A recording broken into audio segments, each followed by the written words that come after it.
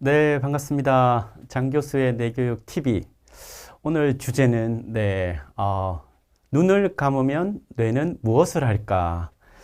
네, 이게 뭐 유튜브 채널을, 방송을 조금 찍다 보니까, 네, 이렇게 막 엄청 짧게 하는 게 좋다. 네, 요즘은 엄청 집중을 하는 게 익숙치 않다 보니까, 그래서 항상 고민입니다. 이거를 막 짧게 막 한 3분, 5분으로 하기에는 또 내용 주제가 좀 그렇고, 또 너무 그냥 단편적으로 할 것 같고, 또 이렇게 막 몇십 분씩 너무 길게 하려고 하니까 또 요즘 스타일이 안 맞다고 또 얘기를 많이 하고, 그래서 뭐 그냥 되는 대로 네, 하려고 하고요. 오늘 주제는 그래도 이게 우리가 수면, 눈을 감는다는 게 무슨 의미일까? 수면 문제 이런 거 이제 질문을 또 많이 주시고 있어요. 그래서 수면에 대한 부분을 한번 또 여러분 다루려고 하는데, 저희가 이제 이 장 교수의 내교육 TV는 뭐 누차 얘기를 드리지만 과학적인 뇌에 대한 지식을 막 이렇게 A부터 Z까지 탐구하는 건 좋은 채널들이 너무나 많죠. 저도 이제 즐겨 이렇게 보고 뭐 여러 번 저희 대학원에서도 강의도 하셨던 그 박문호 박사님 그 박문호 TV에 보면 아주 정리가 잘 되어 있습니다. 그래서 혹시 뇌과학에 대한 체계적인 공부를 좀 유튜브에서 하고 싶으신 분은 네, 박문호 TV 개인적으로 추천을 드리고, 이제 제가 하는 이쪽 채널은 저희가 과학자나 의사로서 뭔가 공부하는 게 아니라 일상에서 좀 이렇게 뇌 활용 분야, 뇌를 잘 쓰고 활용하고 나의 일상에 좀 더 나은 어떤 개선, 변화에 대한 부분에 궁금하신 분들과 함께 좀 얘기를 나누는, 제가 있는 이 글로벌 사이버 대학교 뇌교육 학과가 사실은 이제 지향점은 바로 그겁니다. 인간의 어떤 역량의 개발, 변화에 대한 학문이자 융합 학문이자 기술이죠. 그래서 이걸 인간에 대한 부분이라 휴먼 테크놀로지라고 이제 표현을 쓰기도 합니다. 그래서 오늘 주제는 우리가 일생의 한 3분의 1을 이제 잠을 자는데, 잠에 대한, 수면에 대한 얘기에 앞서서 눈을 감는다는 게 뇌에서는 어떤 의미일까? 이거를 조금 짚어보면 네, 나중에 수면에 대한 얘기에 조금 더 다층적인 접근이 가능하지 않을까 싶습니다. 눈을 감는다는 거. 그러면 눈을 뜬다는 거, 거꾸로. 그 본다는 건 무슨 의미인가? 네, 부터 좀 거꾸로 봐야겠죠. 우리가 본다라고 얘기를 하지만 정확하게는 이제 눈이 보는 것이 아니라 뇌가 보는 거 이렇게 얘기를 하죠. 네, 여러분이 저를 지금 볼 수 있는 거는 저의 상이 여러분의 망막에 맺힌다고 보는 건 아니죠. 망막에 상이 맺히고 그게 이제 시신경으로 전기 신호로 바뀌고 그것이 이제 시상을 거쳐서 여러분 후두엽에 시각 중추에 도달하면 이렇게 딱 3D로 뇌가 여러분들한테 딱 만들어 주는 거죠. 결국은 뇌가 보는 거죠. 귀가 듣는 게 아니라 결국은 뇌가 듣는 거죠. 그래서 우리가 보고 듣고 한다는 이런 것은 우리의 뇌가 뇌 안에서 이런 것들을 제시해 주는 거죠. 맞습니까? 네, 그래서 뇌가 보는다는 게 좀 더 정확한 표현이 아닌가 싶고요. 실제 이제 좀 더 들어가면 보는 것만 보죠. 네. 여기 보면 이렇게 전자기파 이렇게 영역이 있죠. 그래서 인간이 볼 수 있는 거를 비지블, 가시광선이라고 합니다. 들을 수 있는 거를 가청주파수라고 하죠. 그래서 이 아주 미묘한 이 영역, 400에서 약 700 나노, 네, 파장대 있는 것만 가시광선, 볼 수 있다. 우리가 흔히 빨주노초 파남보라고 하는 가시광선 영역. 빨주노초 파남보의 빨간색 밖에가 이제 적외선, 보라색 바깥 그 아래가 우리가 자외선, 자외선 적외선은 우리가 볼 수가 없죠. 그래서 하지만 볼 수 있는 영역만 우리가 보고 살아가지만 가시광선 바깥쪽 영역도 엄연히 존재하고 있죠. 그래서 우리가 적외선, 투시 카메라 막 이런 거 하면 그거를 이제 렌즈를 바꾸고 막 이런 장치를 하면 볼 수 있지 않습니까? 하지만 존재하는 모든 세상을 그 파장대를 볼 수 있는 건 아니기 때문에 인간의 뇌가 볼 수 있는 이 시각 중추의 영역은 가시광선의 이 파장대 영역으로 되어 있는 것뿐이지, 네, 그래서 우리가 보는 것이 그 영역인 것뿐이지 세상에 많은 것들은 네, 절대적으로 현상계로 존재하고 있는 거다. 그래서 뇌로 보는 것만 뇌는 보는 것만 본다. 뭐 이게 조금 더 정확한 표현인 것 같습니다. 그래서 인간의 뇌가 보는 것만 본다는 거, 이 볼 수 있는 것만 보기 위해서 인간의 뇌에 엄청난 그 기전들이 필요합니다. 천연색을 볼 수 있지 않습니까? 인간은 특히나 천연색을 볼 수 있는 동물 얼마나 되겠습니까? 그래서 인간은 이 유명한 학자시죠. 크리스토퍼 코우라는 이 미국 앨런 뇌과학연구소 소장님이신데요. 인간의 뇌라는 건 가장 특징은 뭘까라고 했을 때 인간은 시각적 동물이다라고 이렇게 얘기를 했어요. 그만큼 네, 우리의 피질의 영역에서 엄청난 영역을 차지하고 있습니다. 대뇌 피질의 약 4분의 1이 시각과 관련한다. 그래서 우리가 비주얼 콜텍스, 시각 중추라고 하면 V1, V2 막 이런 것들 아마 뇌 이런 거 공부하신 분들은 아마 아실 겁니다. 인간의 이 대뇌 피질에서 본다는 영역이 얼마나 큰지, 네, 얼마만큼 그래서 인간의 뇌에서 본다는 시각이 네, 차지하는 영역이 또 영향을 미치는 것이 크다는 거죠. 그래서 우리가 볼 수 있는 시간 동안 뇌에 입력되는 그 정보들, 그것이 우리의 뇌에 상당한 영향을 미치겠죠.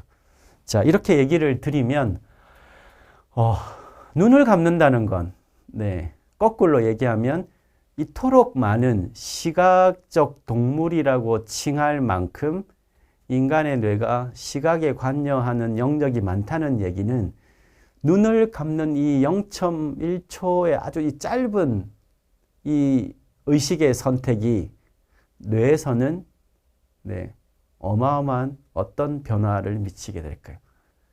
그럼 그 시각에 관여하고 있는 그 수없이 많은 뇌 영역들은 영향을 받을까요? 받지 않을까요? 당연히 많이 받겠죠. 그래서 눈을 감는다는 것은 우리에게는 너무나 단순한 동작처럼 보이지만 우리의 뇌 입장에서는 시각적 기제가 그만큼 차지를 많이 하기 때문에 뇌는 커다란 변화에 직면하게 됩니다. 우리가 이렇게 저기 사진 보시면 바깥쪽에 좌측 우측 시야에서 정보가 들어가서 이렇게 양쪽의 눈으로 들어가서 크로스가 되고 직접 들어가고 시신경을 거쳐서 시각 중추, 시각 피지까지 도달하는 네, 이 메커니즘에서 눈을 감아버리는 이 단순한 아무 의미 없이 보이는 이 선택적 의사결정이 뇌 입장에서는 네, 엄청난 변화죠. 그래서 우리가 눈을 감는다는 거에 대해서 눈을 감으면 뭐 크게 두 가지 하죠. 잠을 자거나 네, 상상을 하거나 뭔가를 떠올리죠. 이 두 가지 영역 중에서 시간이 갈수록 현대인들이 하지 않는 게 뭐가 있을까요? 둘 다 제대로 안 합니다. 눈을 감고 상상을 할 수 있는데 이미지네이션, 상상 기제가 갈수록 줄어들고 있고요. 눈을 감고 네, 뇌 기능의 여러 가지 회복과 또 고도의 정보 처리 과정이라고 하는 수면을 제대로 못하죠.